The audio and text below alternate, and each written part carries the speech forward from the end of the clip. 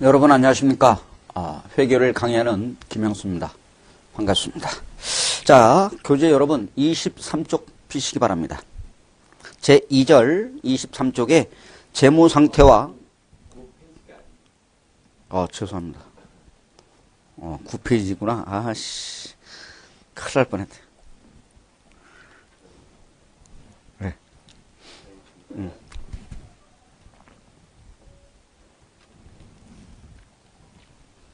여러분 안녕하십니까?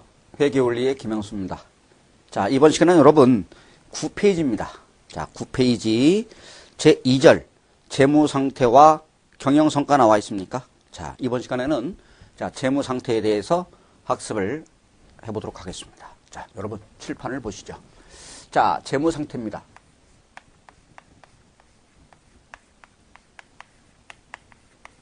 무슨 상태? 재무상태 그랬습니다. 이 재무상태에는 세 가지 정보가 있습니다. 몇 가지 정보가 있어요? 세 가지 정보가 있는데 이 재무상태라는 얘기는 자산, 부채, 자본, 이 자산, 부채, 자본을 우리는 통틀어서 자산, 부채, 자본을 통틀어서 뭐라고 그래요? 재무상태. 뭐라고 그래요? 재무상태. 자, 먼저 칠판을 통해서 학습한 다음에 자, 교재를 확인하도록 하겠습니다. 자, 무슨 상태라고요? 재무상태. 이때 재무상태는 자산, 부채, 자본을 통틀어서 뭐라고 그래요?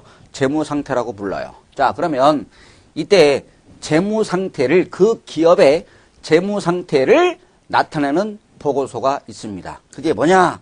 그게 여러분 재무상태표가 되겠습니다. 무슨 상태표? 재무상태표라고 합니다. 재무상태표. 재무상태표. 그 기업의 재산 상태를 나타내는 보고서가 재무상태표가 되겠습니다. 재무상태표. 이때 중요한 건 이 재무상태표 앞에 수식어가 붙습니다. 수식어가 붙는데요. 어떤 수식어가 붙냐면 이 재무상태표는 일정 기간이 아니라 무슨 정보? 일정 시점에 관한 정보를 제공하는 것을 우리는 재무상태라고 합니다. 무슨 시점? 일정 시점. 중요한 얘기예요. 일정 시점입니다. 여러분, 일정 시점이라는 얘기는 뭐예요? 정지된 상태죠? 그래서 일정 시점에 재산 상태를 나타내는 무슨 보고서라고 그러냐? 얘는 정태보고서라고 합니다. 뭐 중요하지 않는데 무슨 보고도? 정태보고서 이거죠. 여러분, 이 재무상태표 언제 작성하나요? 보고기 말에 작성하잖아요. 언제? 12년도, 예를 들어서 13년도 12월 30일 현재 작성합니다. 현재. 그죠? 특정한 날, 현재 이거죠. 현재 이거죠. 여러분, 이 재무상태표는 사진 같은 개념입니다. 사진 같은 개념. 여러분, 사진은 딱 오늘 사진 찍었다 그럼 날짜가 딱 찍히죠. 그죠? 13년도 11월 7일 현재 내 모습을 볼 수 있는 거잖아요. 그죠? 그래서 재무상태표는 일정 시점이 아니라 일정 기간이 아니라 무슨 정보를 나타내는 거예요? 시점 정보를 나타내는 정태적 보고서다 이렇게 얘기합니다. 자, 되셨죠? 그래요. 그러면 이 재무상태표에는 세 가지 정보가 나타나는데 이렇게 T자죠? 이렇게 T 약식으로 이건 우리는 계정이라고 하는데요. 이건 다음 시간에 배우겠고 그러면 회계를 처음 하신 분들은 이 N쪽을 우리는 뭐라고 하냐면 이렇게 가운데 잘라서요. N쪽을 우리는 뭐라고 그래요? 차변이라고 하고 오른쪽을 뭐라고 그럽니까? 대변이라고 합니다.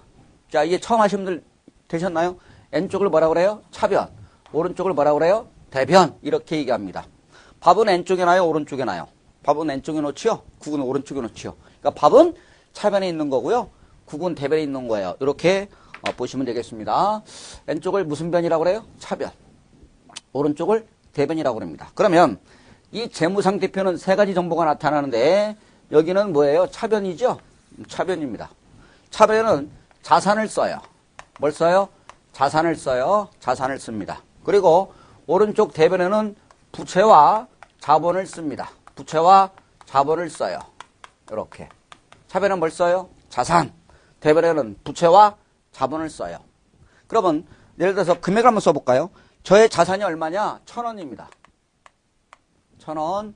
부채가 얼마냐? 200원입니다. 그러면 나의 자본은 얼마일까요? 800원이 되겠죠? 이렇게. 다시 차변에는 자산을 써요. 대변에는 부채와 자본을 써요. 그러면 이 자본은 다른 말로 꼭 기억할 것은 이 자본을 다른 말로 순자산이라고 불러요. 무슨 자산? 순자산 꼭 기억하셔요. 순자산 이거죠. 그럼 얘는 뭐예요? 총자산. 얘는 순자산 이거죠. 순자산. 여기서 뭐예요? 여기서 순은 뭔가에서 뭔가를 뺀 거예요. 회계상에서 이런 순자가 들어가면 뭔가에서 뭔가를 뺀 것을 우리는 순이라고 합니다. 그래서 순자산이라고 불러요. 되셨어요? 그래서 자산에서 무엇을 빼요? 부채를 빼면 뭐가 나온다? 자본. 그러면 이때 차변금액합계와 대변금액은 일치하겠죠. 여기 1,000원, 여기 1,000원 이렇게. 그죠? 항상 차변금액합계와 대변금액합계는 일치하여야 합니다. 차변금액합계와 대변금액은 일치하여야 한다. 이것을 우리는 대차 평균의 원리라고 합니다. 뭐라고 그래요, 여러분? 대차 평균의 원리. 시험에 나오진 않습니다. 대차 평균의 원리라고 합니다. 차변금액합계와 대변금액은 일치하여야 한다. 대차 평균의 원리라고 합니다. 그러니까 결론은 자산에서 무엇을 빼요? 부채를 빼면 자본이 되는 거죠. 그러니까 이 자산 안에는 빌린 돈 얼마 있고요. 부채는 한마디로 말하면 뭐예요? 빚. 그죠? 부채와 자본. 빌린 돈이 얼마 있어요? 200원. 내 돈이 얼마 있어요? 800원. 그럼 내가 현금 얼마를 가지고 있어요? 1,000원인데 빌린 돈이 200원, 내 돈이 얼마? 800원 이렇게 되는 거죠. 그러면 여기서 등식이 하나 성립이 되는데요. 이런 거 등식은 안 할게요. 여러분, 자산에서 무엇을 뺀다? 아까 1교시도 했겠지만 자산에서 부채를 빼면 뭐가 나온다? 자본이 나오는 거죠. 됐죠? 이것을 우리는 자본 등식이라고 하는데요. 등식은 아니고요. 자본을 계산하는 등식. 그래서 이걸 자본 등식. 자산에서 부채를 빼면 뭐가 나온다? 자본. 자산이 1,000원이고요. 부채가 200원이면 자본은 얼마죠? 800원이 되는 거죠. 됐죠? 그래요. 그러면 자, 여러분 자산. 자, 다시 한번 쓸까요? 여기다가 여러분 자산은 좋은 거죠? 그죠? 그 다음에 부채, 자본 이렇게 됐습니까? 그런데 우리 시험에 교재를 딱 보시면 약 반, 교재가 한 700페이지다 그러면 반을 딱 자르면 그 앞부분이 자산 파트입니다. 그러면 자산 파트까지 우리 시험에 약 20문제 가까이 시험에 출제가 됩니다. 그러니까 이 자산을 공부하는데 약 대략 몇 문제가 나온다고요? 20문제가 이 자산 파트에서 시험에 나오고요. 부채는 한 문제에서 3문제가 시험에 출제됩니다. 보통 2문제, 많으면 3문제, 자본도 적게는 1문제, 많으면 3문제, 자본 이렇게 수업이 진행이 됩니다. 그러니까 자산을 먼저 배워요. 끝나면 뭘 배워요? 부채를 배우고 그 다음에 자본을 배웁니다. 됐죠? 그래요. 그러면 여기에서 자산이 뭔가요? 좋은 거죠? 자산을 우리는 영어로 얘기하면 뭐라고 하냐면 안 써도 됩니다. 에셋이라고 하죠. 에셋. 그죠? 우리나라 기업 중에서 에셋 들어가는 회사가 어디 있다고 그랬어요? 미래 에셋. 그죠? 이름 잘 졌죠? 미래 에셋. 그러면 자산은 뭐예요? 미래에 돈 될 만한 것은 다 뭐다? 자산이다. 이렇게 얘기합니다. 미래 돈 되는 것이 뭐다? 미래 돈 되는 거. 이게 뭐예요? 자산. 그렇다고 여러분들 교재에다가 미래에 돈 되는 것이 자산이다 라고 표현할 수 없잖아요. 그래서 자산의 정의를 어떻게 정의하냐면 부드럽게 표현해서 이 자산의 정의를 미래 경제적 효익이다 이렇게 얘기합니다. 멋있죠? 이름이? 미래 경제적 효익이다. 미래 경제적 효익을 가져다 줄 수 있는 다른 말로 뭐라고 하냐면 경제적 자원이다 이렇게 얘기합니다. 경제적 자원을다 이렇게 다른 말로 경제적 자원이 뭐예요? 미래 돈 되는 것이 경제적 자원이잖아요.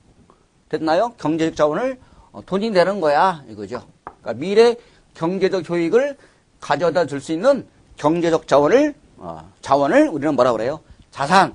그럼 미래 경제적 효익이 뭐예요? 이거죠.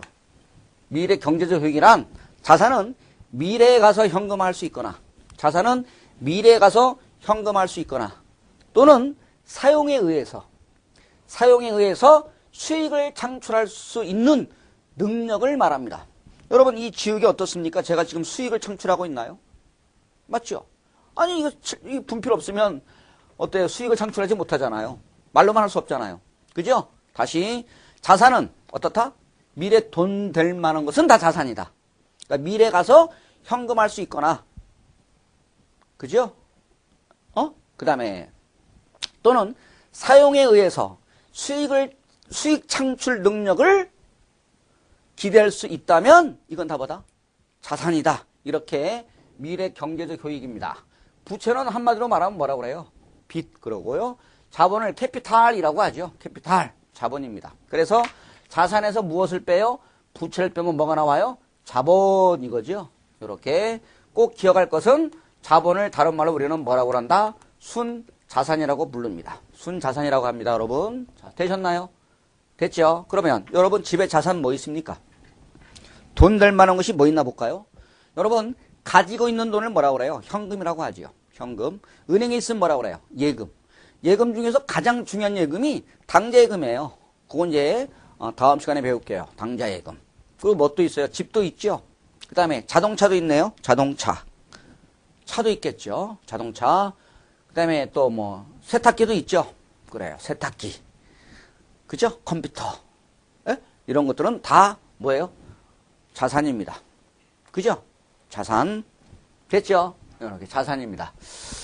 자, 그러면 여기에서 여러분들은 2교시에서 중요한 건 뭐냐면 기초적인 강의에서는 자산, 부채, 자본이 구분하는 것이 굉장히 중요합니다. 어떤 게 자산이 이 안에 누가 있는 거야 이거죠. 이 안에 누가 있는 거야? 이 부채 안에는 누가 있는 거야? 이 자본 안에는 누가 있는 거야? 그래서 여러분들은 이 자산, 부채, 자본을 제일 먼저 구분을 먼저 좀 하셔야 될 내용이 아닌가 싶습니다. 자, 먼저 저는 이렇게 설명합니다. 품 세 가지를 소개할까요? 품 몇 가지요? 품 세 가지만 소개할게요. 품 세 가지. 여러 가지가 있겠습니다만은 세 가지만 소개합니다. 자, 처음에 자, 인문과정에서 설명했겠습니다만 편하게 들어보세요. 첫 번째 상품이라는 놈이 있습니다. 상품. 자, 따라서 해보세요. 두 번째 제품이라는 놈이 있습니다. 제품. 그 다음에 세 번째 비품. 요 세 가지만 소개하겠습니다. 또 많아요. 제공품, 반제품, 저장품도 있겠습니다만은 중요한 요 세 가지만 소개하겠습니다. 자, 먼저 이 상품하고 제품의 공통점이 있습니다. 이 상품하고 제품의 공통점은 무슨 목적이냐? 얘는 판매 목적입니다. 무슨 목적이라고요? 판매 목적으로 보유하고 있는 자산을 판매 목적이라고 해요. 판매 목적. 됐나요? 그러면 이 판매 목적으로 보유하고 있는 자산을 우리는 뭐라고 그러냐? 재고자산 이렇게 부릅니다. 한번 읽어보세요. 무슨 자산? 재고자산. 이런 용어에 좀 익숙해야 되니까 재고자산. 재고자산은 팔고 남은 것이 아니라 판매 목적으로 보유하고 있는 자산을 우리는 뭐라고 그래요? 재고자산. 그러니까 공부하신 분들은 이거 다 자산인지 아셔요. 그죠? 상품 자산, 제품 자산. 당연히 아는 거죠. 그럼 이렇게 대답하지 마시고 상품은 무슨 자산은 자산인데 무슨 자산? 그렇죠. 재고자산 그럼 여러분들은 실력이 향상되는 겁니다. 상품 그럼 뭐? 재고자산. 제품 재고자산입니다. 그러면 이때 이 제품하고 이 상품의 차이점은 뭐냐 이거죠. 상품은 구입해서 판매합니다. 뭐요? 구입해서 판매하는 거고요. 여러분 제품은 제조해서 판매하는 것을 우리는 뭐라고 그래요? 제품. 그러나 공통점은 무슨 목적이죠? 둘 다 판매 목적으로 보유하고 있는 것입니다. 됐죠? 그러면 상품은 뭐예요? 구입해서 판매해요. 구입해서 판매. 제가 옷을 사서 판다. 이 셔츠를 사서 판다. 그럼 이건 뭐예요? 상품이고요. 옷감을 사다가 옷을 만들어서 팔면 뭐라고 그래요? 제품이 되는 겁니다. 그 차이점이에요. 됐나요? 그러나 공통점은 무슨 목적이에요? 판매 목적입니다. 이해가셨나요? 여러분 아이스크림 아시잖아요. 제가 아이스크림 생각나는 게 뭐 있어요? 조스바하고 저는 기억나는 거 돼지밥밖에 없는데요. 자, 여러분 조수밥, 돼지밥, 아이스크림을 사서 팔면 뭐라 그래요? 상품. 그죠? 공장에서 아이스크림, 조수밥, 돼지밥을 만들어서 팔면 뭐라 그래요? 제품 이겁니다. 구입해서 판매해요? 상품. 제조해서 판매해요? 제품. 이걸 무슨 자산? 재고자산인데 우리 재고자산이 무려 한 4문제 정도가 시험에 출제됩니다. 한 4문항 정도. 4문항 정도. 그래요. 그런데 우리 과거에는 우리 부회 때는 무려 이 재고자산에 대해서 9문제가 출제된 적이 있습니다. 9문제가 출제된 바가 있습니다. 그러니까 어느 개별 파트에서 단원별로 이렇게 문제가 가끔 쏟아지는 경우가 있습니다. 그래서 재고자산이 4문제가 출제되고요. 그 다음에 이 비품은 무슨 목적이냐? 여러분들 책상, 의자를 우리는 뭐라고 그래요? 비품이죠. 여러분들 집에 있는 책상, 의자 뭐라고 그래요? 비품이죠. 무슨 목적입니까? 얘는 판매 목적이 아니라 얘는 무슨 목적입니까? 여러분 사용 목적이죠. 사용 목적으로 보유하고 있죠. 그러면 이 사용 목적인데 얘는 형체가 있어요, 없어요? 형체가 보이는 거. 형체 보이잖아요. 그래서 이 사용 목적 자산인데 형체가 보이는 것을 우리는 무슨 자산 그러냐? 여러분 유형 자산이라고 합니다. 무슨 자산이라고 그래요? 유형. 형체가 보이는 거, 유형 자산인데 그러면 이 유형 자산이 우리 자산 중에서 제일 중요한 자산이 유형 자산입니다. 가장 많이 시험에 출제되죠. 5문항 속에서 한 5문항 정도 우리 시험에 출제가 되는 부분입니다. 우리 시험보다 한 단계 위가 뭐냐면 여러분 감정평가사예요. 감정평가사 들어보셨죠? 이 감정평가사가 작년에 재무회계가 있고 뭐가 있어요?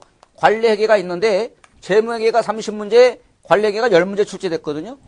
그런데 이 재무회계 30문제 중에서 유형자산이 10문제가 출제됐어요. 10문제. 그죠? 상당한 부분을 차지하죠. 30문 중에서 유형자산이 10문제 출제되듯이 가장 중요한 단원이 유형자산입니다.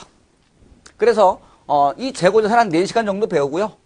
또 유형자산은 한 5시간 정도에 걸쳐서 여러분과 함께 공부를 합니다. 그러니까 여러분 자산 중에서 중요한 자산 좀 골라주세요. 그러면 여러분들은 자신 있게 대답하셔야 됩니다. 무슨 자산과 무슨 자산? 재고자산과 유형자산이 중요하다. 이렇게 보시면 되겠습니다. 됐죠? 품 3가지 배워봤어요. 조금 더 부연 설명하겠습니다. 그런데 이번에는 사용 목적은 목적인데 보세요. 유형은 형체가 있어요, 없어요? 보이는 거. 그러면 형체가 보이지 않는 게 있겠죠. 무슨 자산 같아요? 형체가 있어요, 유형자산. 형체가 없어요? 그러면 얘가 무슨 자산이라고 그래요? 무형자산이라고 합니다. 무형자산. 무슨 자산? 무형자산. 우리 시험에 한 문제에서 2문제 나오는 파트가 무형자산입니다. 그럼 대표적인 게 뭐 있어요? 각종 권리죠. 권리. 특허권. 어때요? 법적으로 보호받을 수 있는 권리죠. 특허권. 눈에 안 보이잖아요. 그죠? 실용신앙권, 상표권, 디자인권, 이런. 그죠? 이런 실용신앙권. 이런 것들이 무형자산에 속하되겠습니다. 됐습니까? 이렇게 해서 3가지 한번 읊어봤네요. 자, 판매 목적으로 보유하고 있어요. 그러면 재고자산. 사용 목적인데 형체가 보이는 거 유형자산. 사용 목적인데 형체가 보이지 않는 거 무형자산. 이렇게 살펴봤습니다. 됐습니까? 그래요. 그러면 자, 제가 좀 부연 설명 좀 하겠습니다. 회계는 이런 마인드가 형성이 돼야 돼요. 자, 건물이 있죠. 보세요, 여러분. 건물이 있습니다. 자, 건물은 무슨 자산일까요? 이렇게 대답을 제가 질문했습니다, 여러분. 건물은 무슨 자산일까요? 예? 무슨 자산? 무슨 자산일까요? 건물은? 잘 모르겠어요? 건물은 무슨 자산일까요? 여러분, 이마트 보시죠. 이마트 건물이 있죠. 이건 무슨 목적이에요? 일반적으로 사용 목적이잖아요. 일반적으로 사용 목적입니다. 사용 목적이다. 그러면 형체가 보이죠? 형체가 보이니까 일반적으로 사용할 거니까 얘는 무슨 자산이 될까요? 얘는 유형 자산이 되겠습니다. 유형 자산. 저는 기초적인 거에서 이런 걸 굉장히 중요시합니다. 뭐 개별 파트에서 배우겠지만 사용 목적이다. 그럼 무슨 자산이에요? 유형 자산입니다. 그러나 이 건물은 무슨 목적이냐? 판매 목적으로 보유하고 있다. 무슨 목적? 판매.